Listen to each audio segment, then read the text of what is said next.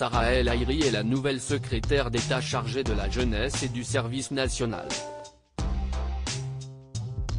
Dans une interview accordée au site internet de Forbes en date du 7 avril 2023, la politicienne a parlé de sa vie privée, en évoquant sa relation avec sa compagne. Elle devient ainsi la première femme membre du gouvernement en France à parler ouvertement de son homosexualité. La porte-parole du MoDem a décidé de lever le voile sur sa relation avec une femme alors qu'elle répondait à une question au sujet des critiques à son sujet sur les réseaux sociaux. J'essaye de ne pas lire car je sais que Twitter n'est pas la vraie vie.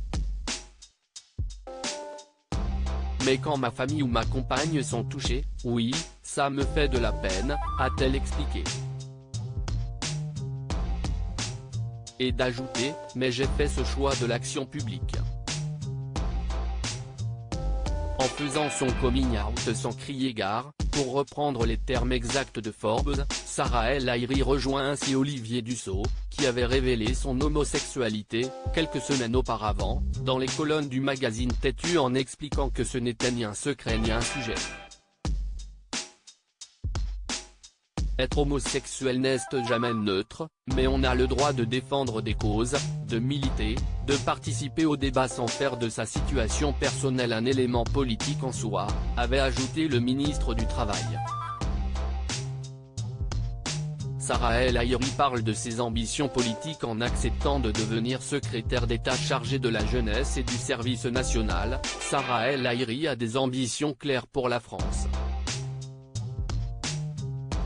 Elle souhaite favoriser un idéal, une France qui n'est pas victimaire, une France du travail qui ne coupe pas les ailes de l'espérance, ajoute-t-elle à Forbes, avant de parler de son expérience de chef d'entreprise. J'ai créé ma première entreprise à 18 ans. Ça n'a pas marché mais j'ai créé ensuite des associations puis je suis entré en politique, à mes frais. J'ai perdu au début, j'ai recommencé une fois, deux fois. A admis celle qui a fait ses études secondaires arabes avant de rejoindre la France, son bac en poche. J'ai choisi de m'engager en politique en France, dans ma ville à Nantes, au niveau national en tant que député, aujourd'hui au sein du gouvernement. Même si j'aime profondément le Maroc, le pays où j'ai grandi. Je ne renie rien de mon histoire, a ajouté l'ancienne députée.